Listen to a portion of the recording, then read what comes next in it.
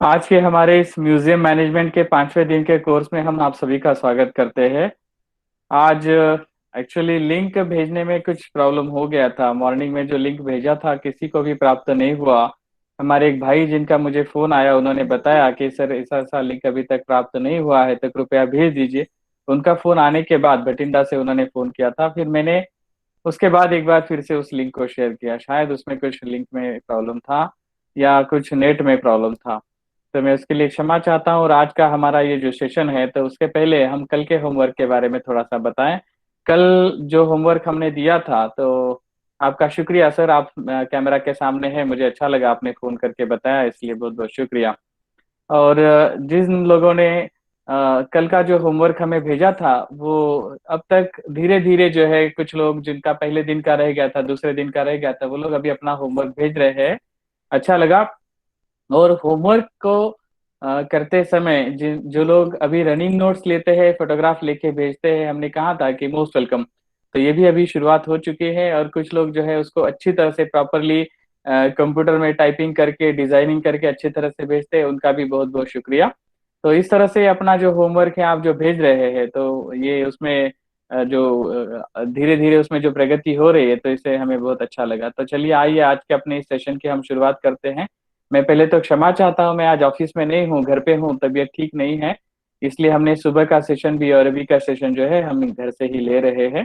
अगर कोई दिक्कत हो जाए, कुछ प्रॉब्लम हो जाए थोड़ा सा नेट में, तो मैं सबसे रिक्वेस्ट करता हूँ हाथ जोड़ करके 5-10 मिनट जो है सेशन में ही रुके रहिए। अगर हमारे यहाँ का नेट कनेक्शन वगैरह बंद हो गया, तो हम जितना जल्द हो सके कोशिश करके फिर से उसमें आने की कोशिश करेंगे।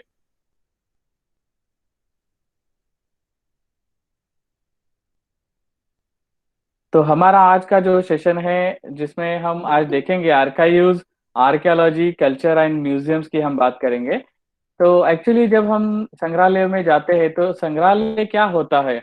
जहाँ पर मैन्युस्क्रिप्ट्स या documents, historical records, archaeological collections और हमारी सांस्कृतिक धरोहर जो भी होती है, उसका एक कलेक्शन, बेस्ट कलेक्शन होता है एक म्यूजियम। तो जब हम आर्कियोलॉजिस्ट की तरह से एक सोचते हैं, तो क्या होता है, एक आर्कियोलॉजिस्ट क्या होता है? जब म्यूजियम के फील्ड में आते हैं, तो आर्कियोलॉजिस्ट की आवश्यकता क्या है? तो एक आर्कियोलॉजिस्ट वो होता है कि जो हमारी जो भी सांस्कृतिक धरोहर होती है, जो भी साहित्य प्राप्त होता है, उसका साइंटिफिक स्टडी जो करता है, और वो लोगों को उसकी ठीक से जानकारी देता है। उसका जो भी साइंस होगा उसके पीछे का, उसकी प्रॉपर जानकारी वो हमें देता है। अभी हम ये भी देखेंगे कि सिर्फ एक्सकैवेशन करके ही चीजें प्राप्त होती है, ऐसा नहीं, बल्कि जहां पर भी जो भी चीजें इस तरह से प्राप्त हो, तो उसको प्रॉपरली उसका अध्ययन करना, जो साइंटिफिक स्टडी, आर्काइवल मटेरियल भी हो, not only the archival science भी एक सब्जेक्ट होता है। तो आर्काइविस्ट जो होता है, तो जिस तरह से आर्कियोलॉजिस्ट एक अपना काम करता है, उसी तरह आर्काइविस्ट जो होता है, तो maintenance of the things and उसके साथ साथ उसके पीछे का जो भी साइंटिफिक स्टडीज है, ये करने का काम आर्कियोलॉजिस्ट एंड आर्काइविस्ट करते हैं। और कल्चरल जो फील्ड होता है, तो कल्चर के इसमें हम देखते हैं कि जो भी हमारी सांस्कृतिक जो विरासत है, जो भी धरोहर है, उसका प्रॉपर अध्ययन करके लोगों के सामने रखने का काम ये हमारे कल्चर एक्सपर्ट जो होते हैं वो करते हैं। और इन तीनों को अच्छी तरह से कंबाइन करना, यही हम म्यूजियम की जिम्मेदारी होती है। अब आर्काइव्स के बारे में अगर हम सिर्फ सोचे, तो क्या इस तरह से कुछ भी रखना ये म्यूजियम हो सकता है? ये कलेक्शन इस तरह से अगर कुछ रखा गया है, तो क्या एक म्यूजियम हो सकेगा? यहाँ पर हम देखेंगे नहीं, ऐसा नहीं होता है। उसको प्रॉपरली उसका ठीक से अरेंजमेंट्स करना, उसको जानकारी जो भी होती है उसका कैटलॉगिंग बनाना, और फिर उसको मेंटेन करना, ये जो है एक आर्काइव्स के इसकी जिम्मेदारी होती है। जब म्यूजियम में इसको रखा जाता है, इसको जानकारी प्रॉपरली लोगों के सामने रखी जाती है, तो आर्कियोलॉजिकल मटेरियल हो, आर्काइवल मटेरियल हो, मैन्युस्क्रिप्ट्स हो, उसको प्रॉपरली शोकेसेस, उसके कप बोर्ड्स या जो भी स्टोरेज उनका ये है, फिर उसके जो भी डिस्प्ले बोर्ड्स है, उसको लगाते हुए अगर कुछ फोटोग्राफ्स भी हो, उसके नीचे अगर कुछ कैप्शंस भी लिखने हो, तो उसकी इंफॉर्मेशन प्रॉपरली कहाँ पर है, ये फाइंड आउट करके लिखना और म्यूजियम में रखना, ये जिम्मेदारी सब इसकी बन जाती है। तो क्यों आवश्यकता है एक आर्काइव जो होता है, उसकी हमको क्या आवश्यकता है? तो इसमें does the work require the skills of a professional archivist? Museum की अगर हम बात करते हैं, तो हाँ, तो ये आवश्यकता है। अगर हम ना बोलते हैं, तो I don't know what you need, but it's not an archivist intern. तो ये आप सोचिए इस तरह से कि क्या कैसे हो सकता है। Will an experienced archivist provide supervision and training? हाँ, यस, प्रोवाइड कर सकता है। You need an archives intern. तो ये जो है हमारे इसमें, जब हम ऐसा सोचते हैं कि एक संग्रहालय में एक आर्काइविस्ट की आवश्यकता है, क्या आर्कियोलॉजिस्ट की आवश्यकता, कई बार जब हम संग्रहालयों के लोगों के लिए ट्रेनिंग का कुछ बात करते हैं, क्यूरेटर्स के साथ जब हम बात करते हैं, तो वो भी ये कहते हैं कि क्या आवश्यकता है। संग्रहालय के प्रमुख ही जब ये बात करते हैं कि एक आर्काइविस्ट की हमको क्या जरूरत है, तब बड़ा आश्चर्य लगता है। ऐसे कैसे हो सकता है भाई, तुम्हें ठीक है, तुमने म्यूजियोलॉजी का ट्रेनिंग ले लिया, वो बात ठीक है। मैं एक म्यूजियम सब्जेक्ट का विद्यार्थी हूँ, या उसमें मैंने कोई पीएचडी वगैरह किया, ओके। बट एक आर्काइव्स का जो प्रमुख होता है, या आर्काइव्स का नॉलेज रखने वाला जो व्यक्ति होता है, वो भी उतना ही महत्वपूर्ण होता है। तो इसे हमको याद रखना है, you need a professional archives. तो संग्रहालय में उसकी आवश्यकता है। अब जब हम बड़े आर्काइव्स की या इसकी बात करते हैं, तो वहां पर जैसे हमने संग्रहालय की बात की, जनरल डायरेक्टर वगैरह जैसे होते, तो वहां पर chief secretary, administrative office, government record service director वगैरह जो होते हैं, वो इस तरह से उनका एक हायरार्की पोजीशन होता है। और इसमें स्टडी ऑफ आर्काइवल, ये legislation, archives administration, access to archival holding, अगर जिन्होंने नेशनल आर्काइव्स का ये जो डिप्लोमा है, 1 साल का जो कोर्स है आर्काइव्स के बारे में, जिन्होंने वो किया है, उनको इसके बारे में बहुत अच्छी जानकारी हो सकती है। रिकॉर्ड सिस्टम्स की जब हम बात करते हैं, आज की जितनी भी आधुनिक लाइब्रेरियां हैं, वहां पर भी आर्काइव्स की आवश्यकता होती है। और वो लोग ये प्रॉपरली मेंटेन करते हैं। और कई लाइब्रेरीज में लाइब्रेरी का अपना एक म्यूजियम होता है।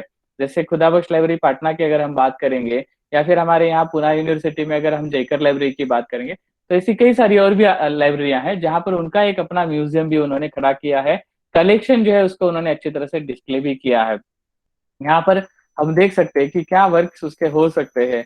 तो रिपोजिटरी जो होती है, तो museum acquisition, conservation, research, exhibition and communication, ये म्यूजियम केस में है।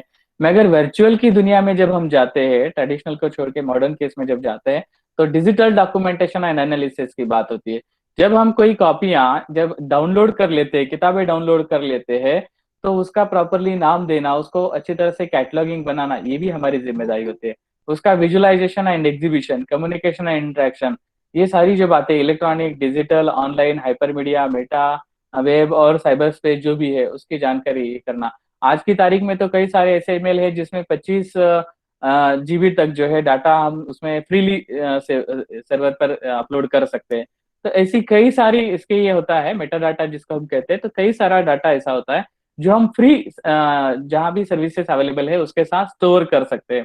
अब जब हम एक वेबसाइट की बात करते हैं, या फिर कई सारे वेबसाइट की बात करते हैं, डाउनलोड करते हैं, तो सिंपल सी एक टेक्नोलॉजी में जो हमने बताया था, 73 lakh e books, 73 lakh books को, या फिर अराउंड 75 लाख बुक, अगर आप अगर एक आपके आर्काइव्स में रखना चाहते हैं, तो दो तरह से बातें हो सकती है। एक तो पहली बात, जब आप फिजिकल रूप में यानी hard copies of the books अगर रखना चाहते हैं आपकी इसमें, तो क्या हो जाएगा, 75 लाख बुक को रखने के लिए आपको मिनिमम जो है एक 4-5 मंजिला, मिनिमम जो है एक 25,000 स्क्वायर फीट का 4-5 मंजिला एक बिल्डिंग चाहिए। और उसके लिए जब 75 लाख किताबों की मैं बात कर रहा हूँ और उसमें आपको मिनिमम जो है एक 50 या 100 लोगों का स्टाफ चाहिए, क्योंकि 75 लाख बुक, हमारी यूनिवर्सिटी की लाइब्रेरी में 50,000 बुक्स है, मगर वहां पर देखते हैं आज की तारीख में लगभग 25-26 लोग स्टाफ में है। और लाइब्रेरी का 3 मंजिला अपना बिल्डिंग है, मगर वहां सिर्फ 50,000 बुक्स है। जब यही संख्या 75 लाख के इसमें जाएगी, तो कॉस्ट को आप ये कर लीजिए कितना कॉस्ट बन जाता है। तो 1 साल का पूरा मेंटेनेंस और सभी मिला करके 75 लाख बुक्स के लिए मिनिमम आपके पास 2 करोड़ रुपए चाहिए, प्रॉपरली उसका पूरा अरेंजमेंट के लिए, मेंटेनेंस के लिए। मगर जब यही बात हम ई बुक के स्वरूप में देखते हैं, वर्चुअल के इसमें या डिजिटल के रूप में देखते हैं, तो आपके पास एक बार आपने अगर एक अच्छा सर्वर खरीद लिया, लेटर सपोज एक 70-75 या 100 टीबी का एक सर्वर अगर आपने खरीद लिया, और उसमें अगर ये सारी जो है मेंटेनेंस किया, तो आपको यही कॉस्ट जो है वो अराउंड जो है 1 करोड़ के इसमें हो जाता है। पहली साल ही आपको सिर्फ सर्वर वगैरह ये खरीदने के लिए पैसा जाएगा, मगर बाद में तो मेंटेनेंस के लिए बहुत कम पैसा लगता है। आप तो 1-2 लाख रुपए में भी ये सारा अच्छी तरह से मेंटेन कर सकते हैं। विथ आपका जो है आप ये साइड्स पर किताबें देना लेना ये जो होता है, यानी बिजनेस, ई बिजनेस जो होता है, तो ये भी आप उसमें कर सकते हैं, ये मार्केटिंग कर सकते हैं। तो ये बातें हमें याद रखना है कि क्यों वर्चुअल की दुनिया चाहिए, या क्यों आर्काइव्स को हम इस तरह से देखें, म्यूजियम्स में आर्काइव्स को इस तरह से हम क्यों देखना चाहिए, ये बात हमको समझना है। अब जब आर्काइव्स की बात आती है, तो लोग कितना समय उसके ऊपर काम करते हैं, कितने देशों में कितने लोग उसको काम करते हैं, हमारे ऑफिशियल वर्क में हम उसको कितने समय के लिए यूज करते हैं, इसको अगर हम यहाँ पर देखें, तो अब आगे हम इस तरह से देख सकते हैं। भारत में एक्चुअली जब भी हम अध्ययन करते हैं, तो आर्काइव्स को जब हम देखते हैं, तो हम आर्काइव्स को सिर्फ एक किताब या एक सिर्फ इंफॉर्मेशन का ये जरिया ऐसा नहीं देखना चाहिए। उसको कई मायने में अध्ययन किया जा सकता है। आर्काइव्स में जब हमारे भारत की मोस्ट पोल्यूटेड सिटीज कौन सी है, अगर ये देखना है, तो आपको उसके लिए भी आर्काइव्स की आवश्यकता हो सकती है। हम ई आर्काइव्स, जिसको हम ऑनलाइन वेबसाइट डाटा जो होता है वो हम उस समय देखते हैं। जब हम ये पोल्यूशन की वजह से कितने लोग हर साल मरते हैं, जब अध्ययन करते हैं, तो अराउंड 8.3 मिलियन पीपल जो है वो पोल्यूशन की वजह से मरते हैं, ये हम देखते हैं।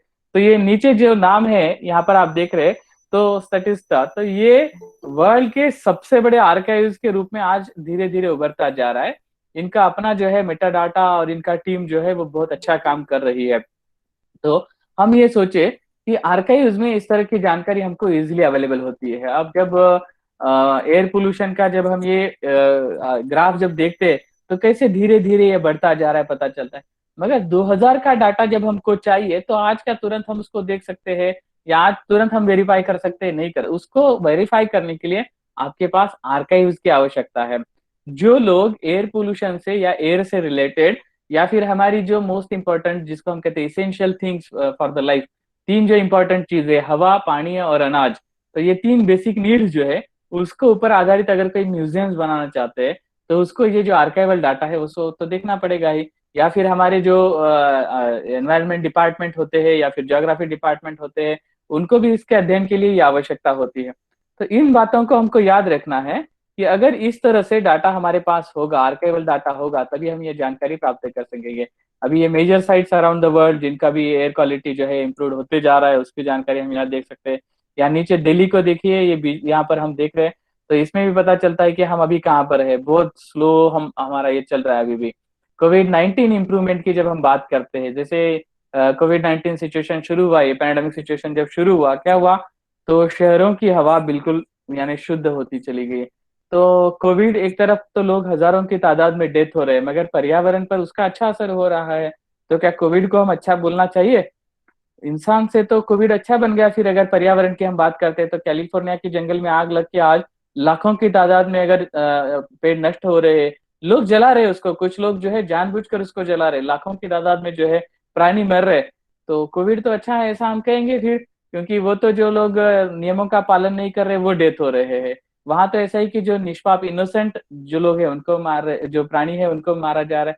तो ये बातें सारी जो है हमको सोचनी है। अभी यहाँ पर जब हम जब बेसिक नीड्स की जब हम बात कर रहे थे, तो वाटरलेस कंट्रीज की जब हम बात करते हैं, तो उसमें यहाँ पर देख सकते हैं कि जहाँ पर बहुत ज्यादा प्रॉब्लम है, ऐसे लोग कि जहाँ पानी की दिक्कतें होती है। अभी यहाँ पर हम यहाँ इंडिया का भी देखते हैं, तो 19.33% ऐसे लोग हैं जिनको ये पानी की समस्या आज की तारीख में है। यहाँ पर देखे, जल मौसम विज्ञान प्रभाग जो होता है, सबसे ज्यादा ये स्टैटिस्टिकल एनालिसिस जो होती है, तो ये हमारा जो वेदर डिपार्टमेंट वगैरह है या फिर हमारा ग्राउंड वाटर डिपार्टमेंट है, वो ज्यादा इसका यूज करते हैं, ये हमको पता चलता है। अभी हम यहाँ आगे देखें कि आज की तारीख में रिवर का जो पोल्यूशन है, तो रिवर पोल्यूशन कितने इस पे बढ़ते जा रहा है, कैसे हो रहा है, तो ये भी जानकारी हम आर्काइव्स के द्वारा लेते हैं।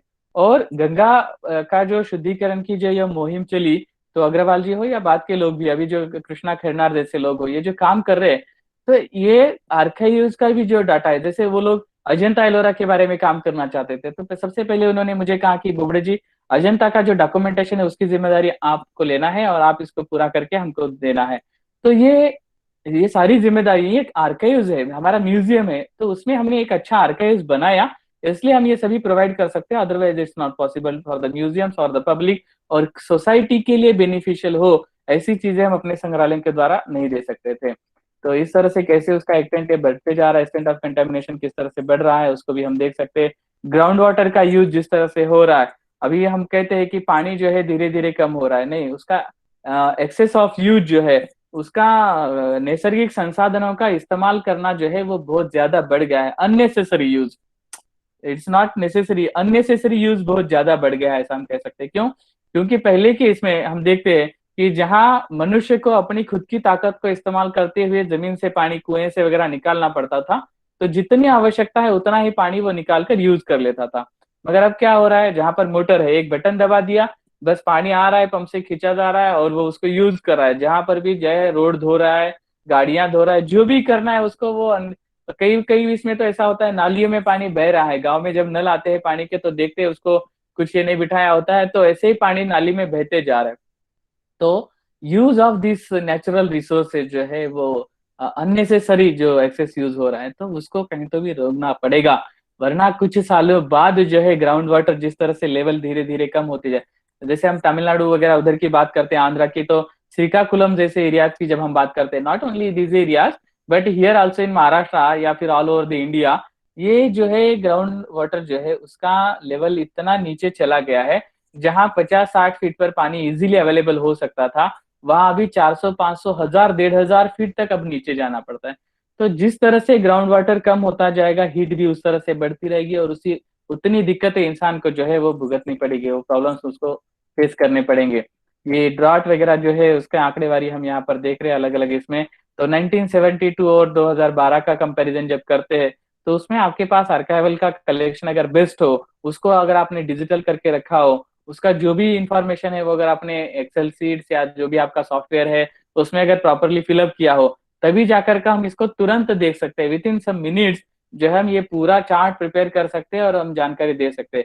अभी जैसे ही हमारे हर साल जो भी अभी ये कोर्स होते हैं, तो कोर्स खत्म होने के बाद फीडबैक फॉर्म जो आता है, तो मैं हर बार उस फीडबैक फॉर्म को जो है कंपेरेटिव्स में देखता हूँ, कितने लोगों ने उसको किस तरह से ये किया।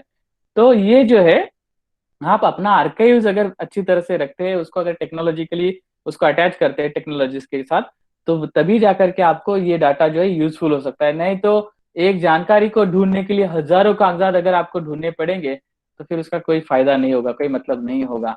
अभी ये हम जैसे हवा पानी को देखें, वैसे अगर हम अनाज को भी देखें, अन्न जो है, फूड जो है, तो लोग भूख से कितना ये हो रहे, कैसे उसका प्रॉब्लम हो रहा है, तो उसको हम यहाँ पर कंपेरेटिव चार्ट के इसमें देख सकते हैं। नाउ हियर उसके बाद भी आगे जो है इतने लोग ऐसे हैं कि 2020 जैसे ही शुरू हुआ, 135 मिलियन लोगों को जो है फूड से इनसिक्योरिटी का ये था। मगर कोरोना का सिचुएशन जैसे ये हो रहा है, बढ़ते जा रहा है, तो at the end of this 2020 जो है 265 मिलियन लोग है कि जिनको इस तरह का ये प्रॉब्लम हो रहा है। तो हमको इन बातों को सोचना पड़ता है। सीएसआईआर जो है इसका अच्छी तरह से अध्ययन करके हमारे सामने ये डाटा रखती है। इस तरह से कई सारी और भी अलग अलग बातें हैं जो हमको इसमें हम देख सकते हैं। और यहाँ अभी कोविड 19 सिचुएशन के इसमें ये जो डैशबोर्ड पर हम ये सारी जानकारी जो देख रहे हैं, कितने लोग कैसे किसका कहाँ पर अफेक्ट हो रहे हैं, तो ये भी जो है आर्काइवल डाटा सारी दुनिया से, हर देशों से कलेक्ट करके, हर शहरों से कलेक्ट करके हमारे सामने आ जाता है।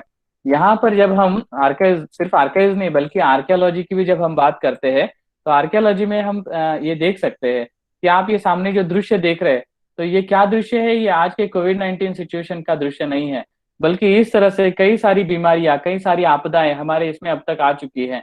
मगर हम लोग जो है अभी भी उससे, हमारे संग्रहालय में लोगों को प्रॉपरली इसकी जानकारी नहीं दे पाए हैं, या फिर हम जो है इसका अध्ययन प्रॉपरली नहीं कर पाए हैं, इसलिए हमको ये प्रॉब्लम्स अभी भी फेस करनी पड़ रही है। यहाँ पर आगे हम देखें, कुछ और भी ऐसे फोटोग्राफ्स है, एक्चुअली मैंने सिर्फ जानवरों के लिए है, मगर इंसानों के अगर लेता तो आप शायद देखने में भी बड़ा ये हो जाता। सिर्फ इस बोर्ड को देखिए, in remembrance of the children buried in this area who died in flu epidemic of 1918. Names are known only to God.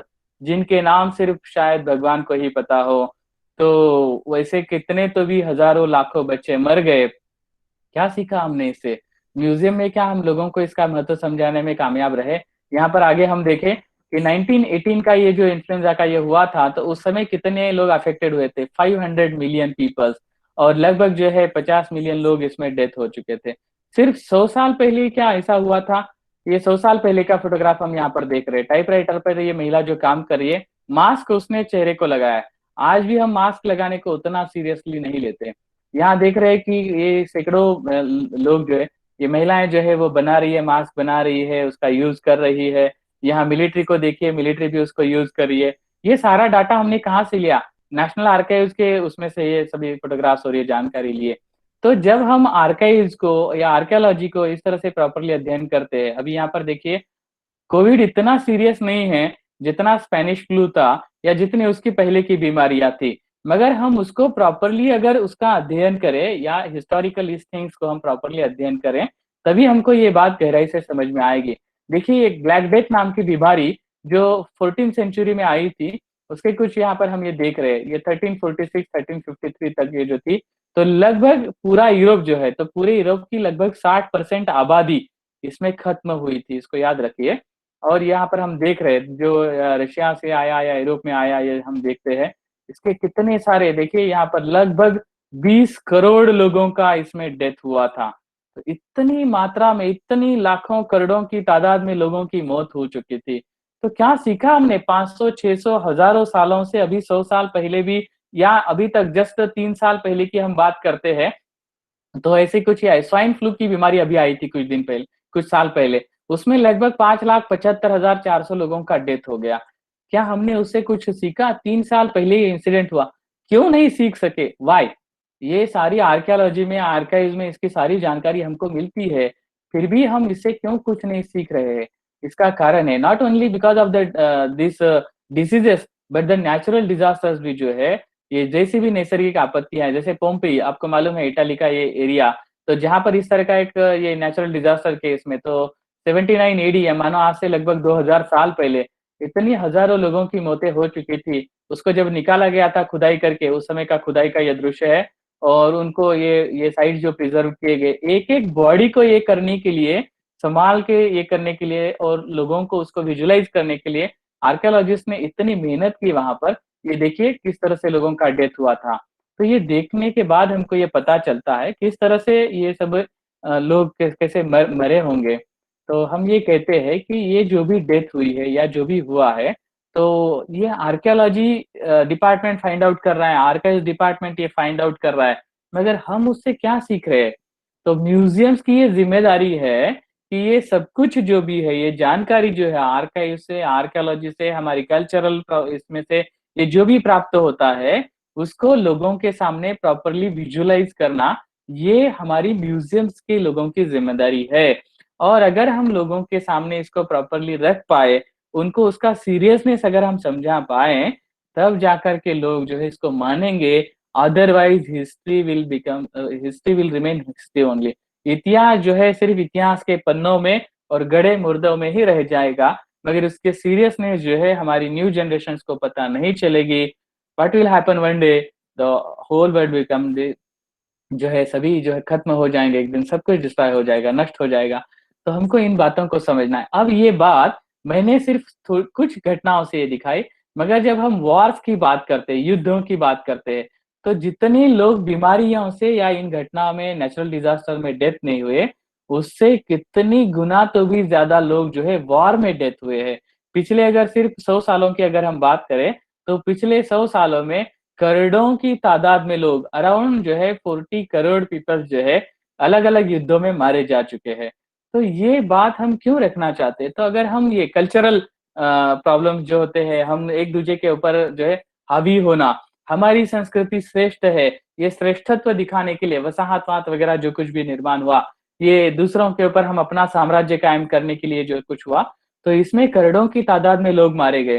तो ये सांस्कृतिक श्रेष्ठत्व जो है, या फिर वंशवाद जो भी है, काला-गोरा जो भेद है, तो ये कब खत्म होंगे? और ये अगर नहीं होंगे, तो क्या फिर इसी तरह से संघर्ष निरंतर चलता रहेगा? इंसान जब तक इंसान को इंसान के रूप में नहीं देखेगा, सी जब तक हम एक ह्यूमन के नाते दूसरे ह्यूमन को नहीं देखेंगे, उसको छोड़ दीजिए, उसका जो भी रंग है, उसकी जाति, धर्म, उसका कंट्री, उसको छोड़ दीजिए।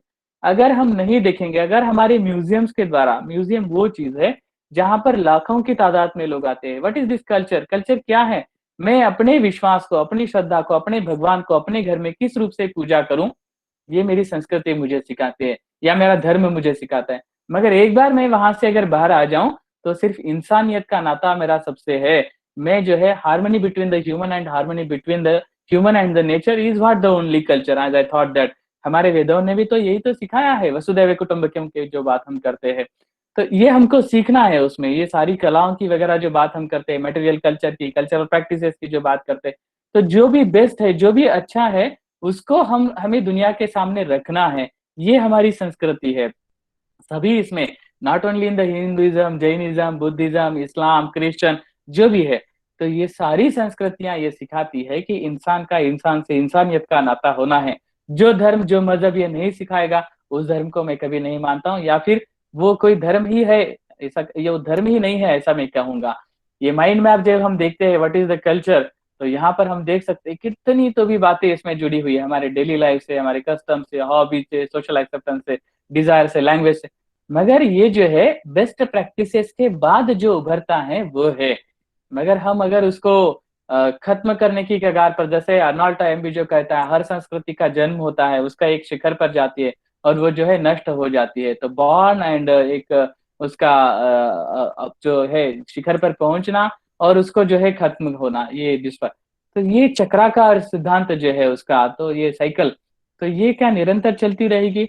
तो हमें उससे कुछ सीखना है या नहीं सीखना है? तो अगर कुछ सीखना है तो ये माइंड मैप से हम ये सीखे कि कॉन्फ्लिक्ट्स जो होते हैं उसको हमें कहीं तो भी दूर रखना है। कॉन्फ्लिक्ट इनसाइड ऑफ अस, हमारी अंतर्गत हमारे मन में भी जो संघर्ष चलता रहता है, तो आंतरिक संघर्ष को खत्म करना है। तो आंतरिक संवाद, हमारे खुद के अंदर का संवाद जो है अच्छा होना है। उसी तरह से जब हम ग्लोबल की बात करते हैं, तो ग्लोबल के कॉन्फ्लिक्ट को अगर रोकना है तो वैश्विक संवाद निरंतर चलते रहना है, सभी का एक दूसरे के साथ जो भी है वो संवाद निरंतर रहना है। तो ये हमारे संग्रहालय के द्वारा ही हम लोगों को सिखा सकते हैं।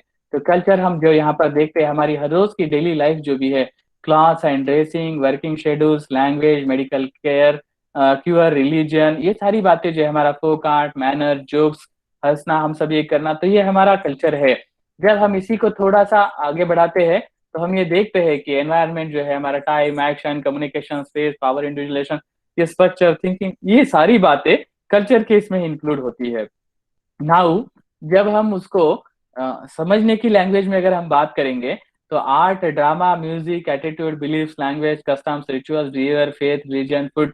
अब उसमें सिर्फ एक छोटी सी बात, आर्ट, ड्रामा, म्यूजिक, जब हम आर्ट एंड आर्किटेक्चरल हेरिटेज का भी कोर्स वगैरह भी जो कर रहे हैं, तो जिसमें हम ये बोलते हैं कि कला जो होती है, कला की कोई जाति नहीं होती, उसका कोई धर्म नहीं होता। कला कलाकार की जो होती है अपनी अंत प्रेरणा जो होती है, वो जो दुनिया के सामने रखता है, वो कला होती है।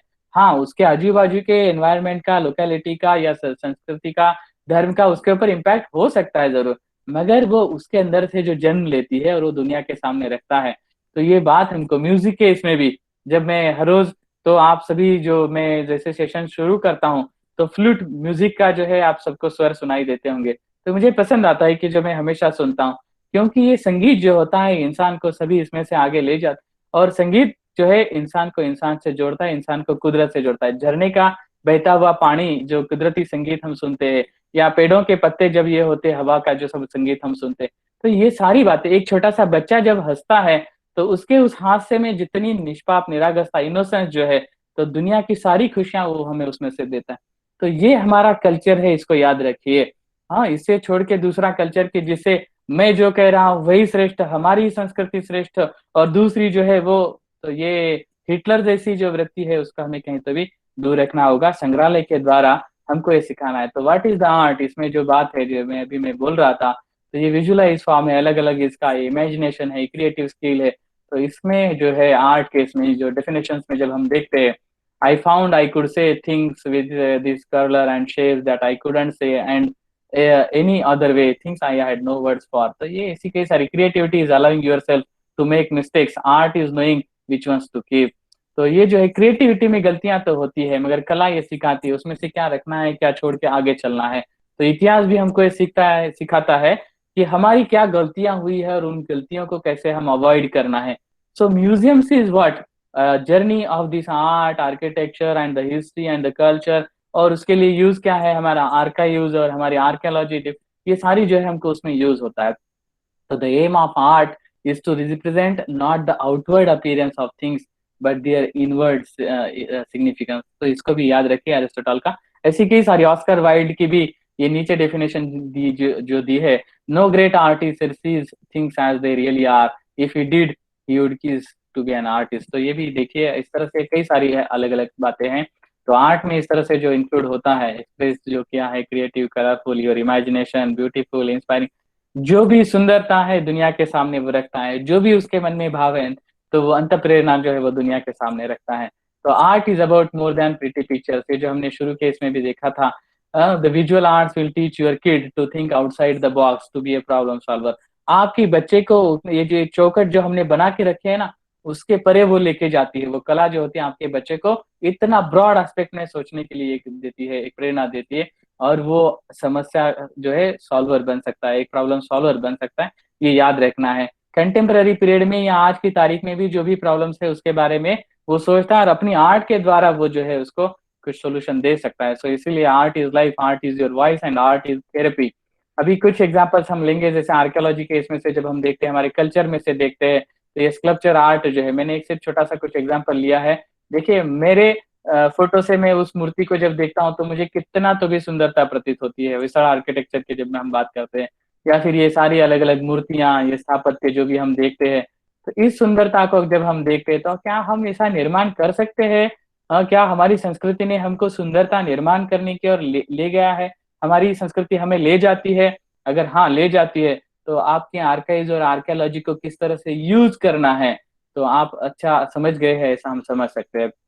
What is this the art, the beauty of heart, ये मेरा खुद का अपना ये है। तो ये नीचे देखने के बाद हमको पता चलता है सुंदरता निर्माण करना, अरे नष्ट तो कोई मूर्ख भी कर सकता है, मगर निर्माण करना जो होता है तो वो एक कलाकार ही कर सकता है। तो सीखिए इसमें से कि हम कुछ सुंदर निर्माण कर सके। आर्किटेक्चर को मैंने दिया, जैसे आर्ट की मेरी अपनी डेफिनेशन है द ब्यूटी ऑफ हर्ट, तो मैं आर्किटेक्चर की डेफिनेशन करता हूँ कि the beauty of community heart. तो आपका समाज जब इसके लिए आपको प्रेरणा देता है, सब लोग जब जुड़ जाते हैं, जब आपको लोकाश्रय या राजाश्रय मिलता है, तो सुंदर स्थापत्य जो है वो निर्माण होते जाते हैं। तो इस तरह से कई सारे ब्यूटीफुल आर्किटेक्चर के रूप हम देख सकते हैं। ये हेरिटेज साइकिल जो होता है, by understanding the heritage people valued, by valuing, by caring and from enjoying. तो ये बात को याद रखिए, तभी जाकर हेरिटेज साइकिल जो है कंप्लीट हो सकता है। अगर हम उसको एंजॉय करने के बजाय एक दूसरे को डिस्ट्रॉय करने के लिए यूज करेंगे, तो हेरिटेज साइकिल जो है कभी कंप्लीट नहीं हो सकेगी। सो योर म्यूजियम से, संग्रहालय में जो है लाखों की तादाद में लोग आते हैं। आर्काइव्स या आर्कियोलॉजी डिपार्टमेंट में ऐसे हजारों लाखों लोग नहीं जाते, याद रखिए। तो म्यूजियम में लाखों लोग आते हैं, तो आपको आर्काइव्स और आर्कियोलॉजी को यूज करते हुए संस्कृति के धागों से लोगों को जोड़ के रखना है। तो संस्कृति क्या है, मैंने जो कहा कि मानवता की संस्कृति जो है, museums where to connect the peoples, community, society and the universe. तो ये कम्युनिटी को जोड़ने के लिए संग्रहालयों को यूज करना है। अलग अलग तरह के लोग हो सकते हैं उसमें, अलग अलग सोसाइटी, फैमिलीज अलग अलग, कल्चर अलग है, लैंग्वेज अलग है, तो ये सबको जो है आप वहां पर जोड़ना है। म्यूजियम्स जहाँ पर mass and class without any boundaries, जहाँ जो लोग आते हैं, जो भीड़ आती है, उनकी कोई जाति नहीं होती, उनका अपना कोई हम हायर इसमें से है, हम मिडिल क्लास से है, हम लोअर क्लास से, ऐसा कुछ नहीं होता। लोग जो होते एक ही उनका ये होता है, कोई बाउंड्रीज नहीं होती म्यूजियम्स में जब लोग आते हैं। तो ये हजारों की भीड़ आपके यहाँ खुद होकर आ रही है। तो मैं ये कहता हूँ culture is something that unites people, ये बात जो है तो रुसिया की बहुत अच्छी बात है। तो संस्कृति जो है लोगों को जोड़ती है। तो आपका संग्रहालय ऐसे संस्कृति का एक केंद्र बने, एक मानवता के संस्कृति का केंद्र बने, जहां पर वो लोगों को जोड़ सके। So again I say that हमारे वेदों ने अगर हमको कुछ सिखाया तो ग्लोबल कल्चर, वसुधैव कुटुंबकम की संस्कृति सिखाई है। तो मानवता की ये देन जो है, इंसानियत की जो है, नेक की राह पर चलने की ये जो बात है, तो ये हमें सिखाई हमारे उपनिषदों में हो, जिसमें तो ये सारी संस्कृति, सभी धर्म, सभी संस्कृतियां जो है वो इंसान को इंसान से, इंसान को कुदरत से जोड़ने की ही बात करती है, इसको याद रखिए। अगर ऐसा नहीं है तो वो संग्रहालय जो होता है वो उतना एक संकुचित, वो एक जो होता है इस तरह से एक बॉर्डर, बाउंड्रीज जो है उसकी अपनी, तो उस चौकट में वो हमेशा के लिए बंद रहेगा। तो मैं ये कहता हूँ कि ऐसा संग्रहालय आज की तारीख में हम लोगों के लिए कोई फायदा नहीं उसका। अगर कुछ होना चाहिए तो ये संस्कृति की सीख देने वाला होना चाहिए। अब कुछ एग्जाम्पल्स हम यहाँ पर लेंगे। हमारे यहाँ का एलोरा केव्स के नजदीक का जो हमारा एक म्यूजियम है, जो औरंगाबाद में है, एक्चुअली सोनेरी महल आर्कियोलॉजी डिपार्टमेंट का ये म्यूजियम है।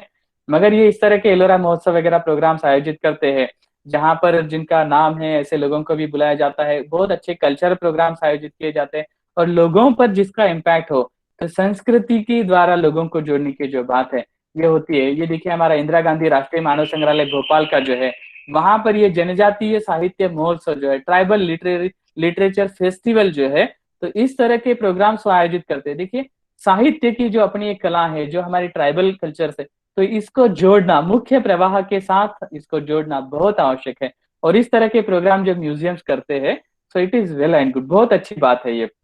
अब फोटोग्राफी के वर्कशॉप, फोटोग्राफी भी एक कला है, तो उसको भी वो प्रमोट करते हैं। पैसे जरूर लीजिए, आप कुछ फीस वगैरह लीजिए प्रोग्राम्स के लिए और इसको ये कीजिए, आप भी कुछ इनकम जरूर लीजिए, मगर अच्छी कलाओं को प्रेरित कीजिए, प्रेरणा दीजिए। अब यहाँ पर ऐसे कुछ प्रोग्राम जो हमारे इंटरनेशनल काउंसिल ऑफ म्यूजियम द्वारा हर साल एक थीम दी जाती है, तो ये 2019 का जो थीम था उसको देखिए, वो थीम क्या है, म्यूजियम्स एज कल्चरल हब्स, और नीचे का जो वर्ड है, द फ्यूचर ऑफ ट्रेडिशन। तो ये हमारी संस्कृति, हमारी धरोहर, हमारी जो परंपरा है, उसका भविष्य है, हमारे संग्रहालय जो है ये भविष्य है, ये याद रखिए। ये थीम बहुत ही अच्छे होते हैं, मैं हर साल इसके ऊपर सोचता हूँ, हर साल इसके बारे में लिखता हूँ, तो मुझे बड़ा अच्छा लगता है। हम भी अपने संग्रहालयों के इसमें दो, you have no any museum, आपके पास कोई संग्रहालय वगैरह ना हो, नो प्रॉब्लम। अगर आपका डिपार्टमेंट भी है, आपका स्कूल है, कॉलेज है, या फिर आप इंडिविजुअल भी, आप इस तरह के वो जो थीम है उसको आप गूगल में सर्च कीजिए, अगले साल का 2021 का क्या थीम है, गूगल में आप डालिए international museum day theme for 2021 ICM, तुरंत आपको उसकी जानकारी पता चलेगी। तो उस थीम पर आधारित कुछ प्रोग्राम्स, कुछ आर्टिकल वगैरह जो है आप लिख सकते हैं, कुछ प्रोग्राम्स कर सकते हैं। म्यूजियम ही हो ऐसा कोई कंपल्शन उसके लिए नहीं है। तो ऐसे और भी कुछ थीम्स जो दिए थे, म्यूजियम्स फॉर सोशल हार्मनी, तो ये सोशल हार्मनी का प्रोग्राम। तो ये जो बात है सोशल हार्मनी या कल्चरल यूनिटी, ये जो भी बातें हैं, तो ये सारी उसके लिए जो है, जैसे हमने कहा था, आर्काइव्स एंड आर्कियोलॉजी का बहुत बड़ा उसमें योगदान है। तो अभी ये देखिए यहाँ पर भी, तो जिसके अभी तो ये 30,000 2012 की ये बात, मगर आज की तारीख में लगभग 40-45 हजार म्यूजियम्स इसके ये है। 2012 में जो थीम दी गई थी वो मुझे बहुत इंपॉर्टेंट लगती है, म्यूजियम्स इन अ changing world, new challenges, new inspiration. अब आज की तारीख में जो कोविड 19 सिचुएशन में जो संग्रहालयों का जो हाल है, सबको घर में बैठना पड़ा है, सारे संग्रहालय बंद है, तो क्या हम सोचते हैं 2012 में इस तरह का कोई चेंजिंग वर्ल्ड का जो थीम जो है उसको हमने अडॉप्ट किया, कुछ सीखा हमने उसे? तो जैसे मैंने कहा कि वायरल डिसीजेस का हिस्ट्री हजारों साल का है, लोग भूख से मर रहे, हजारों साल से चल रहा है। ये जो भी फेमाइन वगैरह है, पानी का प्रॉब्लम है, ये तो हजारों साल से चल रहा है। मगर हमने उससे क्या सीखा? आप भले दुनिया को कुछ नहीं दे सके, मगर हम जिस लोकल में रहते, जिस एरिया में रहते, कम से कम वहां के लोकेलिटी के लिए क्या हम ऐसा कुछ डिजाइन कर सकते हैं, कुछ ऐसा स्टडी प्रोग्राम्स बना सकते हैं कि जिसके द्वारा आप आपके आजू बाजू के पब्लिक को जो है, आपकी सोसाइटी को जो है वहां की कुछ अच्छा दे सके, उस समस्या को हमेशा के लिए सॉल्व कर सके। इफ अगर ऐसा आप कर सकते हैं, तो ये म्यूजियम डे का जो थीम है वो आप सार्थक करते हैं, आपका संग्रहालय होना सही मायने में जो है एक अच्छा है, ऐसा हम कह सकते हैं। मैं हमेशा जो है, मैं थियोरेटिकल बात, जो भी सिलेबस हमने बनाया है अब तक का, इसको याद रखिए। ये सिलेबस को अगर आप देखेंगे तो किसी भी, मेरे पास लगभग 45 अलग अलग यूनिवर्सिटीज का म्यूजियोलॉजी का सिलेबस है, मगर ये पॉइंट जो हमने इसमें आपका अपना ये जो जो हमने सिलेबस दिया है इस कोर्स का, उसके सारे पॉइंट्स को, हर दिन के पॉइंट्स को चेकआउट कीजिए, किसी सिलेबस में आपको ये पॉइंट मिलेंगे क्या, नहीं? क्योंकि थ्योरी को जो है सिर्फ लेकर के हम काम नहीं कर सकते। फील्ड वर्क में जाइए, लोगों में घूमिए, सोसाइटी में जाइए, बच्चों के साथ ही कीजिए, जब जाकर आपको पता चलेगा कि संग्रहालय एक्चुअली किस लिए चाहिए, और संग्रहालय के द्वारा हम क्या कर सकते हैं। प्रैक्टिकली हमने उसको इम्प्लीमेंट भी करके दिखाया, और हम आज भी उसका काम कर रहे हैं गांधी रिसर्च फाउंडेशन म्यूजियम के द्वारा। तो हम ये सोचते हैं ये होना चाहिए एक्चुअली हमारे इंस्टीट्यूट के द्वारा। अगर ये नहीं हो पाता है तो कितना सिर्फ सिर्फ बड़बड़ करेंगे, सिर्फ जो है हम आएंगे बोलेंगे देखो ये 1000 साल पहले कितना बेस्ट था वगैरह वगैरह, मगर आज की तारीख में उसको हम इम्प्लीमेंट क्यों नहीं कर पा रहे? हम ये अच्छी कलाओं को हमारी न्यू जनरेशन को क्यों नहीं सिखा पा रहे? ऐसे प्रोग्राम्स को हम अपने संग्रहालय में क्यों नहीं रन कर पा रहे? तो इसको सोचना है, तो इसके लिए हमको ये सभी बातों को जोड़ना है, आर्काइव्स, आर्कियोलॉजी एंड कल्चर को हमें जोड़ना है। तो यहाँ 2017 का भी थीम जो है, saying the unspeakable in museums, ये जो है म्यूजियम्स एंड कंटेस्टेड हिस्ट्रीज। तो हमारे पूना का एक सिम्बोसिस जो यूनिवर्सिटी है, वहाँ के संग्रहालय ने एक बहुत अच्छा प्रोग्राम किया था उस समय, म्यूजियम्स ऑफ पुणे। जैसे अभी हमने होमवर्क में कई सारे हमारे लोगों ने, कलकत्ता शहर में कितने म्यूजियम है, 60 म्यूजियम है, मुंबई में 30-32 म्यूजियम है, पूना में म्यूजियम है, अलग अलग शहरों में, मगर क्या सारे संग्रहालय इकट्ठा होकर के कभी कुछ प्रोग्राम किए हैं? क्यों नहीं किए? अगर किए हैं तो बहुत अच्छी बात है। हर संग्रहालय के पास उसकी अपनी एक एक्सपर्टीज है, अपनी स्पेशलिटीज है, एंटिक्विटीज है, धरोहर है, संस्कृति के कई आयाम उनके पास उन्होंने संजो के रखे हुए हैं। मगर सारे संग्रहालय जब एक आके एक स्टेज पर, एक मंच पर शहर के लोगों को या फिर आजू बाजू के लोगों को जब बुलाते हैं और उनको ये कहते हैं कि हमारे संग्रहालय इसके लिए है, व्हाट इज अवर गोल, हम सबका एक ही गोल है, और वो है मानवता। जो मैं हमेशा कहता हूँ कि harmony between the human and harmony between the human and the nature is what our goal. अगर हम ये बात सिखा पाते हैं, ये बात को हम इम्प्लीमेंट कर पाते हैं, तो इसका सही मायने में फायदा है। इस तरह से और भी कई सारे themes, museums for equality, diversity and inclusion. भूख से आज भी लोग मर रहे, मार्क्स जो कहता है ना, कार्ल मार्क्स ने जो बात कही है कि जब शहर के चौक में जो बेकार लोग होते, बेकार माने तो जिनके हाथों को काम नहीं है, ऐसे लोग जमा हो जाते हैं, अनएम्प्लॉयड पीपल्स, जब उनका क्राउड जमा होता है और जब बढ़ते जाता है, तब समझ लेना कि क्रांति का जो है पड़गम, क्रांति का बिगुल बजने लगता है। ये बात जो है हमको समझनी है। जिनके पास बहुत कुछ है वो बढ़ता जा रहा है, जिनके पास कुछ नहीं है वो और भी खाई जो है इसके बीच की बढ़ती जा रही है। लोग एक तरफ भूख से मर रहे हैं और दूसरी तरफ जो है वेल्थ जो है सेंट्रलाइज होते जा रहा है। तो इक्वालिटी की बात हम कहाँ पर करेंगे, किस तरह से करेंगे? तब संग्रहालय के द्वारा क्या हम ऐसे लोगों को कुछ सिखा सकते हैं कि जिनके पास बहुत कुछ है, क्या उनकी तरफ से लेकर के हम ऐसे लोगों को तक पहुंचा सकते हैं? If you are become a bridge for that work, it will be also good. तो जैसे हमने बात की कि कोविड-19 सिचुएशन में गांधी रिसर्च फाउंडेशन ने ऐसे लोगों से मदद लेकर के जो है, जिनके पास है, ऐसी लोगों से करके जिनके पास कुछ नहीं है, उन तक कम से कम जो है 4-5 हज़ार लोगों को हर रोज़ खाना देने का काम जो है, वो आज भी संग्रहालय के द्वारा किया जा रहा है। तो ये बात जो है, हम इक्वालिटी की जो बात करते हैं, तो उसमें भी हमको कुछ ना कुछ हमारा योगदान होना चाहिए। Lastly just I want to say, तो आप सभी यहाँ पर उपस्थित रहे, सबका बहुत शुक्रिया। आज का हमारा जो होमवर्क है, हमने हमारे art and architectural heritage course का एक इंट्रोडक्टरी सेशन किया था। आप में से कई सारे लोग उस समय वहाँ पर उपस्थित थे। जिन लोगों ने उस समय अपना नोटबुक पेन साथ में रखा था, उन्होंने नोट कर लिया होगा। अगर नहीं किया, तो अभी जो लोग यहाँ पर सारे उपस्थित हैं, तो ये जो इंट्रोडक्टरी सेशन हुआ था, उसमें हमने इस विषय से संबंधित सारी जो भी इम्पोर्टेंट बुक्स, मटेरियल जो है, वो शेयर की थी, उसकी जानकारी दी थी। तो आपको फिर से वो देखना है, उसका लिंक हम शेयर करेंगे। जैसे हमारा सेशन खत्म होगा, उसकी लिंक हम सबके साथ शेयर करेंगे। उसको देखिए और उसमें से उन किताबों का लिस्ट, उस स्टडी मटेरियल जो है, उसका लिस्ट बनाइए और आप मुझे मेल करना है। आपके स्टेट में directorate of archives, archaeology, museum जैसे डिपार्टमेंट हो सकते हैं, उनकी आप ज़रूर मदद लीजिए ऐसे प्रोग्राम्स को ऑर्गेनाइज़ करने के लिए, जो लोगों को एक साथ जोड़ता हो। तो जो है कम्युनिटी को, सोसाइटी को जोड़ता हो, ऐसे प्रोग्राम्स को ऑर्गेनाइज़ कीजिए। अगर नहीं भी है ऐसा डिपार्टमेंट तो कोई प्रॉब्लम नहीं, आप खुद ही जो है एक सिस्टम बन जाइए, आप खुद ही एक डिपार्टमेंट बन जाइए। मैं हमेशा ये कहता हूँ, अगर किसी सिस्टम को चैलेंज करना है तो आप खुद को एक सिस्टम बनना पड़ेगा। तो बुराई के खिलाफ अगर लड़ना है, कुछ प्रॉब्लम सोसाइटी में ऐसा अगर आपको लगता है, तो उसको अगर जवाब देना है, तो आप खुद को एक सिस्टम बना लीजिए। तब तभी जाकर के जो है ये विचार प्रवाह जो है, ये धारा जो है आगे बढ़ती जाएगी। मैं आज का ये सेशन जो है यहाँ पर रोकता हूँ। अभी हमारे क्वेश्चन आंसर जो भी है उसकी तरफ हम बढ़ते हैं। मैं सभी को रिक्वेस्ट करता हूँ, जितने भी लोग हैं, कृपया कोई भी हमारा क्वेश्चन आंसर सेशन जब तक खत्म नहीं होता, बाहर नहीं जाना है। मैं देखता हूँ कुछ लोग तुरंत भाग जाते हैं, पता नहीं क्या काम होता है, मगर देखिए अभी तुरंत पता चला एक व्यक्ति भाग गई कोई, तो भी तो ऐसे हो जाता है। तो ऐसा मत कीजिए, क्योंकि कई सारे स्कॉलर जो है उनके सवालों से भी, जैसे मैं हमेशा कहता हूँ, कि बहुत कुछ हम उसमें से सीख सकते हैं।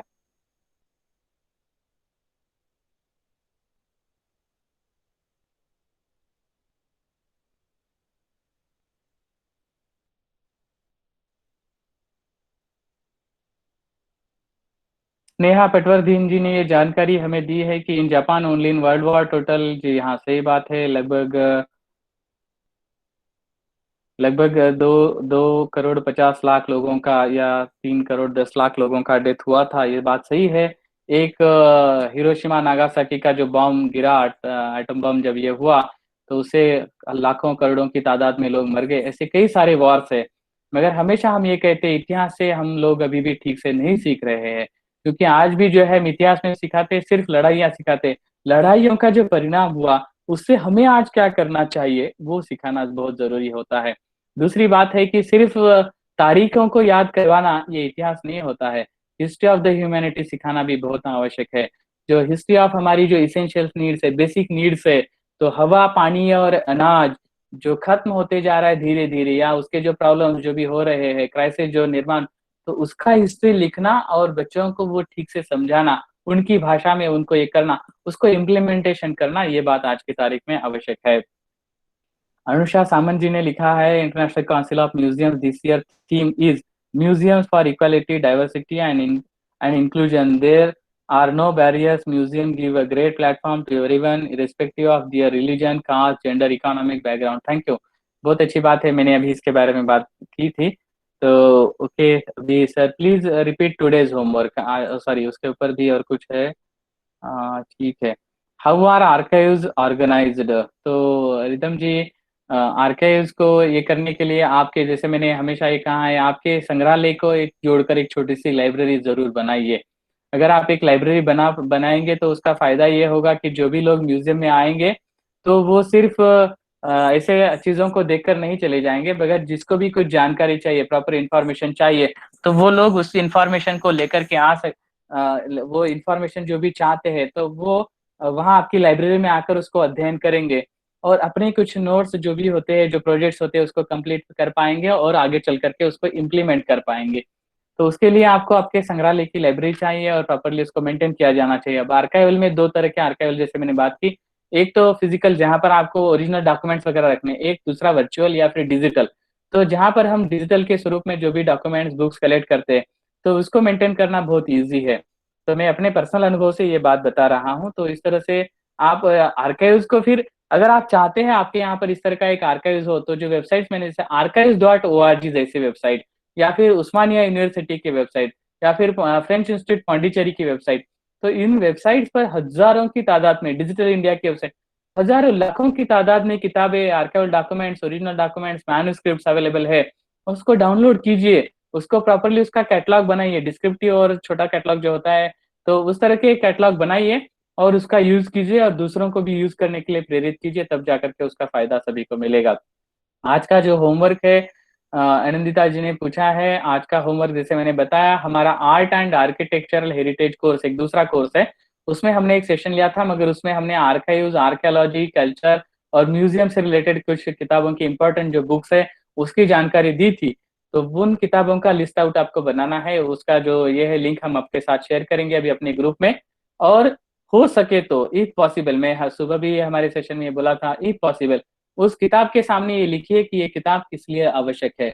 अगर आप ये करते हैं तो आपको भी जब ऐसा लगता है कि ये सब्जेक्ट हमको इसके लिए यूजफुल हो सकता है, तो एक समय में आप अगर अगर आप नोट लेते हैं तो ठीक है, अगर एक्सेल में जैसे बनाते हैं या फिर आपकी नोटबुक में भी, जैसे अगर मुझे अध्ययन करना है खानदेश आर्कियोलॉजी की बात को, अगर मुझे अध्ययन करना है, तो मैं 5 मिनटों में ये बता सकता हूँ कि कब कब एक्सकैवेशन किए गए थे जलगांव डिस्ट्रिक्ट में, धुलिया डिस्ट्रिक्ट में, क्योंकि मैंने वैसा उसका लिस्टिंग बना के रखा है, वैसा उसको कंप्यूटर में एक्सेल शीट में भी ये करके रखा है।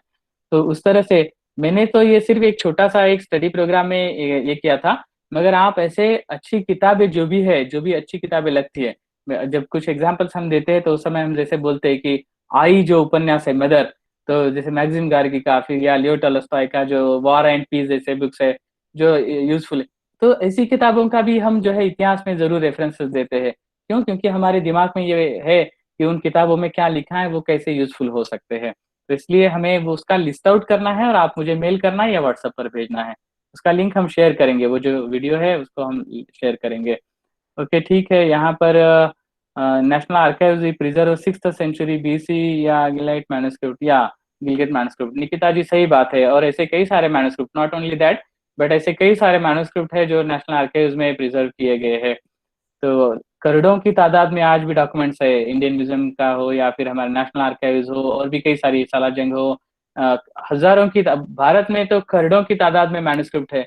अभी तो उसमें से सिर्फ 2% जो है उसका लिस्ट आउट बना हुआ है, डिस्क्रिप्टिव कैटलॉग बना हुआ है। बाकी के इसका अभी तक लिस्ट भी पूरा नहीं हुआ है, क्योंकि नेशनल मिशन में जो हमने काम किया 4-5 राज्यों का, जिससे मुझे मेरी तरफ जो जिम्मेदारी दी गई थी, तो उसमें एक साल में हमने हमारी टीम हमने अच्छा काम किया। 1,20,000 मैन्युस्क्रिप्ट कलेक्ट करके हमने गवर्नमेंट को डोनेट किए, और जो है लिस्ट आउट भी हम बना पाए। तो ये जो है, अगर आपका पैशन हो उसमें तो आप जरूर कर सकते हैं।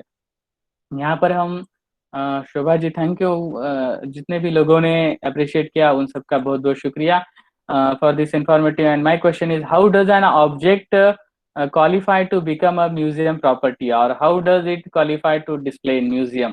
ये निर्भर करता है आपके म्यूजियम का थीम क्या है। कोई चीज संग्रहालय में रखने के लिए लायक है कि नहीं है, तो ये हम कैसे तय करें, या लोगों को दिखाने के लिए है कि नहीं, हम कैसे तय करें वो प्रॉपर्टी हो सकता है क्या म्यूजियम का?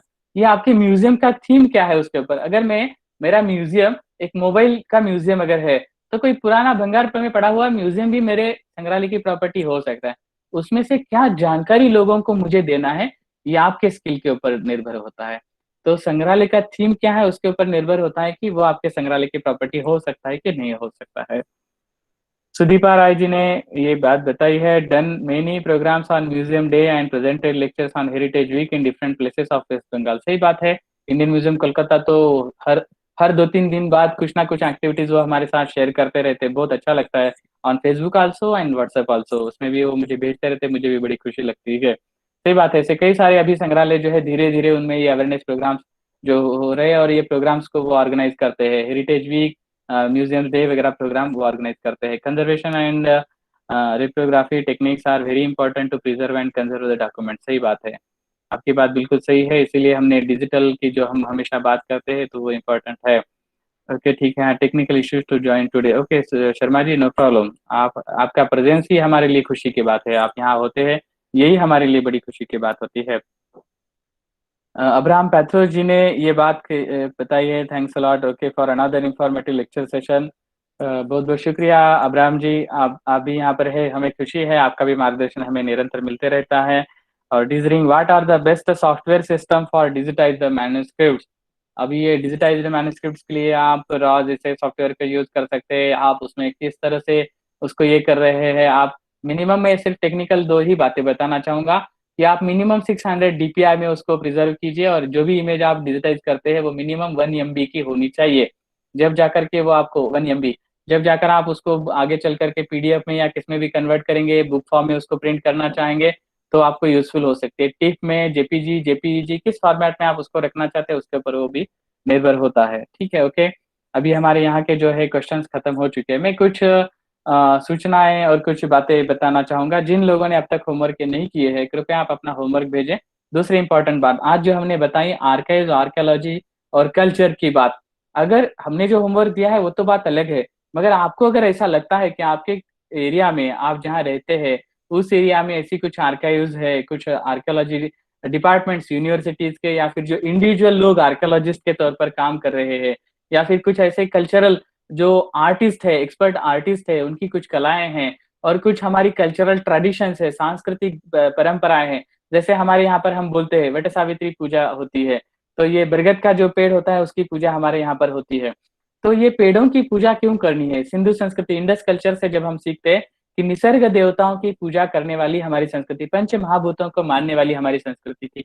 तो ऐसी अच्छी परंपराओं को भी आप अपनी तरफ खुद के लिए नोट करके रखिए। ये होमवर्क नहीं है, मगर आप अपनी तरफ नोट करके रखिए, क्योंकि बेस्ट प्रैक्टिसेस क्या है इसको जब हम अध्ययन करते हैं, हम भी जाकर उसका एक हिस्सा बन सकते हैं। और दूसरे जो भी लोग हमारे आजू बाजू में आते हैं उनको हम इसकी जानकारी जब देते हैं। अब जब ये हमारे यहाँ पर राखी पूर्णिमा, जब भी जो रक्षाबंधन हुआ, उसी समय नारणी पूर्णिमा ऐसा बोलते हैं। तो ये समुद्र में जाकर के जो कोकोनट वगैरह होते हैं वो उसको समुद्र को अर्पण करके उसका पूजन किया जाता है। भाई क्यों? क्योंकि ये हमारी जो समुद्र सागर जो है, तो ये हमारी रोज की रोटी हमको देता है। ये हमारे जो भाई होते हैं जो मच्छियां पकड़ते हैं या फिर जो समुद्र से व्यापार करते हैं, तो इस तरह से हमारे पंच महाभूतों को जो ये करते हैं, तो दूसरे जो देवताओं को हम ये कर रहे हैं, तो उस हमारी रूट्स तक जब हम पहुंचते हैं, तो निसर्ग देवताओं को क्यों क्यों हम ये करते हैं? सभी संस्कृतियों में, सिर्फ यहाँ पर ही नहीं, जो हम चातुर्मास जैसे ये करते हैं, या फिर जो रोजा का जो उपवास रखते हैं, वो क्यों रखते हैं? तो जो भी हम मिनिमम, हमारा लाइफस्टाइल इस तरह से होना चाहिए कि जो हम मिनिमम यूटिलाइज करें, जो हमारे नैसर्गिक नेचुरल जो भी रिसोर्सेस है, हम उसको मिनिमम जो है यूज करें, और दूसरों के लिए हम इसको बचा के रखें। हम ये हमेशा कहते हैं, live this world better than you found it. जो दुनिया आपने देखी थी उससे अच्छी दुनिया जो है पीछे रख कर जाइए, नहीं तो क्या होगा। ये हमारे पद्मश्री भंवरलाल जी जैन जो थे, उनका ये फेमस कोट था। क्यों? क्योंकि हाँ, आज हम देख रहे हैं कैसी दुनिया को हमने पीछे रखा है। हम लोग जो भी सीनियर है, जो दुनिया हमने पाई थी अपनी बचपन में, कितना खुशहाल हम देखे। बारिश जो होती थी 8, 10, 15 दिनों तक निरंतर, महीना महीना बारिश होती थी, आज नहीं हो रही है। अभी हम जब बचपन में स्कूल में पढ़े, तो ऐसे स्कूलों में हम पढ़े जहां हम खुशी के साथ, कभी हमने ऐसा दिन नहीं देखा कि मुंह को मास्क लगाना पड़ रहा, एक जी के साथ नहीं मिल सकते, भाई गले नहीं मिल सकता, बेटा पिताजी के इसको डेथ के बाद अंत्य संस्कार को नहीं जा सकता। ये कौन सी दुनिया हमने पीछे रखी है? क्यों हमने ऐसा ये किया? क्या पाया हमने इसमें से? तो इसके लिए हमें हमारे आर्काइव्स, आर्कियोलॉजी, कल्चर्स का अध्ययन करके हमारे संग्रहालयों में लोगों को ये सिखाना है, live this world better than you found it. जब आप इस तरह का नोटिंग करते हैं आपके खुद के एरिया का, तब जा करके हमारी धरती पर, हमारी आजू बाजू के संस्कृति में क्या बेस्ट था, जो बेस्ट प्रैक्टिसेस आज भी चल रही है, तो उसको बार बार जो है ग्लोरीफाई कीजिए। जब जाकर के दूसरे लोग भी आपसे जो है ये सीखेंगे। द आइडियल्स, द जो भी अच्छा है, उसको जब आप बार बार रिपीट करते हो, बुराइयों को रिपीट क्यों करते हो भाई? अखबारों में सिर्फ जो है खून, मर्डर, ये चोरी, इसके ही न्यूज को ये करने के बजाय ऐसे आइडियल जो थिंग्स है, तो नो निगेटिव न्यूज जैसा जो ये शुरू हुआ तो बड़ा अच्छा लगता है। मगर अच्छी अच्छी घटनाओं को, अच्छी चीजों को हम बार बार क्यों लोगों के सामने नहीं रखते कि जिससे लोग सीख सके। जैसे एग्जाम्पल में हमारे यहाँ महाराष्ट्र में एक साधना, एक जर्नल जो पब्लिश होता है, तो उसमें वो ऐसे बच्चों की स्टोरियों को देते हैं जो कहीं पर साउथ अफ्रीका के देशों में, यानी कोई अमेरिका में रहने वाला बच्चा या फिर यूरोप में रहने वाला कोई बच्चा जो साउथ अफ्रीकन कंट्रीज में लोगों को पीने का पानी नहीं मिल रहा है, तो उसके लिए उसने अपने बलबूते पर क्राउड फंडिंग वगैरह कलेक्ट किया और एक कुआं खोद कर दिया। आगे चल करके उसने आज तक के इसमें लगभग 1200 कुएं ऐसे बना कर दे दिए। तो ऐसी अच्छी चीजों को, द बेस्ट प्रैक्टिस जो भी है, तो हमारे इतिहास में से ऐसी चीजों को, हमारी कल्चरल ट्रेडिशन में से ऐसी बेस्ट प्रैक्टिसेस को आप दुनिया के सामने बार बार रखना जो है, मैं समझता हूँ ये हम सबकी जिम्मेदारी है। अगर हम ये कर पाए तो संग्रहालय बनाने का मकसद जो है वो सफल हो पाएगा। नहीं तो ऐसे कितने म्यूजियम्स बनते जा रहे हैं। जैसे मैंने बोला, महाराष्ट्र में हमारे यहाँ ग्रुप में एक अच्छे स्कॉलर है जिन्होंने मुझे मेरे से अच्छा नॉलेज रखते हुए उन्होंने जो लिस्ट मुझे भेजा, मुझे बड़ी खुशी लगी। कई सारे लोगों ने अपने अपने स्टेट के म्यूजियम्स की बहुत अच्छी जानकारी मुझे भेजी, मुझे बड़ी खुशी लगती है कि मैं उससे सीख सकता हूँ। तो ऐसे लोग हमारे पास है। इतनी हजारों की तादाद में म्यूजियम बन रहे हैं। जैसे अगर वर्ल्ड की बात करते हैं तो सिर्फ इंटरनेशनल काउंसिल ऑफ म्यूजियम के लगभग 40 to 45,000 म्यूजियम्स मेंबर है।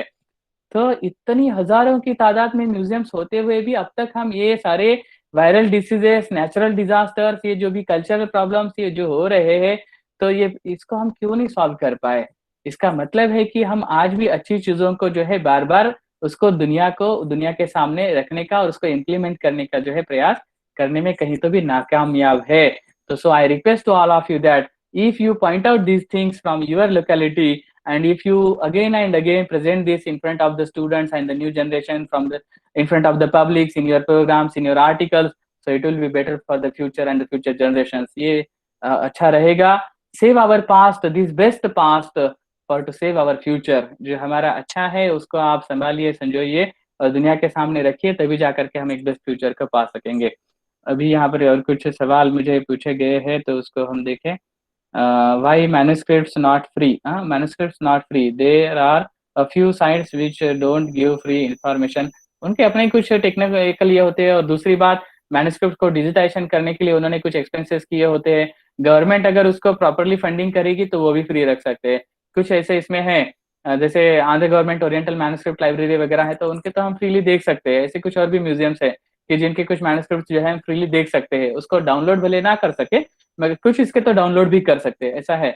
तो वो अपना उनका जो है फंडिंग प्रॉब्लम्स वगैरह जो होती है उसके ऊपर वो निर्भर होता है। One always has to search for the.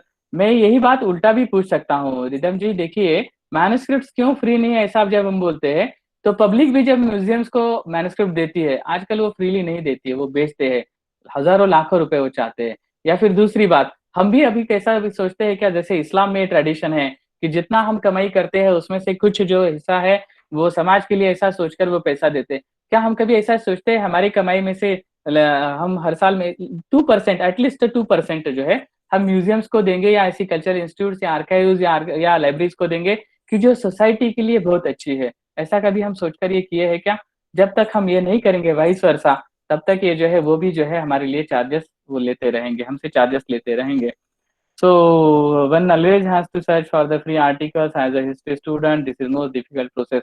मगर हम तो जो है अपने ब्लॉग पर वगैरह जो आर्टिकल लिखते हैं हम तो ये फ्रीली सबके साथ शेयर करते ही है।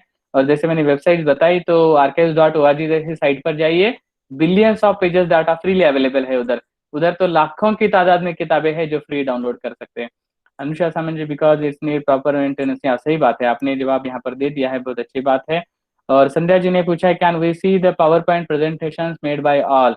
नहीं, ऐसा नहीं हो सकता है, क्योंकि जैसे मैंने कहा कि हर समय हर जगह पर सारी बातें ये पॉसिबल नहीं हो पाती। स्लाइड शेयर जैसी कुछ साइट्स है जहां पर हम ये फ्री देख सकते हैं। Sir can you share some best homework on museums and institution if the people agree who have sent. Shubham ji, देखिए कि अब तक पहले दिन का होमवर्क कुछ लोगों ने नहीं भेजा है, तो अगर हम ये शेयर करेंगे सबके साथ तब तो कॉपी कर लेगा, कॉपी करके हमें ऐसे ही भेज देगा।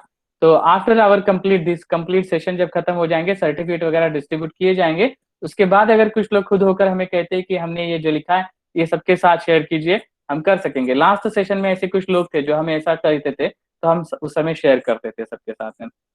तो ओके ठीक है, can you share some this, okay ठीक है, लेट इट बी। तो यहाँ पर सवाल वगैरह सारे खत्म हो चुके हैं। तो अगर किसी को कुछ और भी प्रॉब्लम्स है तो कृपया, मैं और एक बात को यहाँ दोहराता हूँ, जिनको ऐसा लगता है कि आपके इंस्टीट्यूट को या आपके स्कूल को, कॉलेज को, आज सुबह भी मुझे कई सारे फोन आए, कल भी फोन आए, कि हम अपने बच्चों के लिए इस तरह का कोई प्रोग्राम करना चाहते हैं, 1 day session, 3 day session, 7 days, 10 days, 1 month, 1 year, जो भी आप चाहते हैं उस तरह के अगर कुछ सेशन आपके बच्चों के लिए, आपके कॉलेज के लिए, आपके दोस्तों के लिए अगर आप करना चाहते हैं तो आप जरूर बोलिए। आपके शेड्यूल के हिसाब से फीस का वगैरह भी जो है कोई हार्ड एंड फास्ट ये नहीं है, तो उसको वो फ्लेक्सिबिलिटी है, और सारे इसको चार्जेस ही होंगे ऐसा भी कुछ नहीं है। तो आप जिस तरह से कन्वेंट आपके स्टूडेंट्स को, बच्चों को, नई जनरेशन को जो कन्वीनियंट होता है उसके हिसाब से we are always ready, and so most welcome. अगर चाहते हैं तो जरूर बताइए, हम इस तरह के प्रोग्राम करेंगे। आपका अगर कोई ग्रुप वगैरह भी है, व्हाट्सएप ग्रुप है या आर्किटेक्ट्स का ग्रुप्स है या दूसरे भी कोई ग्रुप्स है, और उनके लिए पर्टिकुलर ये टॉपिक पर हम उनके साथ बात करें, ऐसा अगर आपको लगता है एनी टॉपिक, तो हम बात करेंगे। आप सिर्फ जो है आपके 10, 20, 50 जो भी दोस्त है उनका एक लिस्ट आउट इस तरह से बनाइए, और उनके साथ अगर जैसे हम कहते हैं कि सेम इंटरेस्ट जिनको है, तो समान रुचि रखने वाले लोगों का एक ग्रुप अगर आपका हो, तो उनके लिए हम इस तरह के सेशंस को कर सकते हैं। उसके लिए जो है कोई चार्जेस नहीं होंगे, डोंट वरी अबाउट दैट। इस तरह के छोटे वगैरह प्रोग्राम जो होंगे तो उसका लिए कोई चार्ज नहीं होगा। आपसे भी हम हमेशा सीखते रहेंगे, आपके पास भी जो बेस्ट है आप हमें देते रहिए, हम सीखते रहेंगे। तो thank you, thanks a lot again, सबका मैं शुक्रिया अदा करता हूँ। और यहाँ पर हमारा जो है समय खत्म हो चुका है। मैं सबको रिक्वेस्ट करता हूँ कि हम सब जो है इसमें से खुद ही होकर लेफ्ट होना है।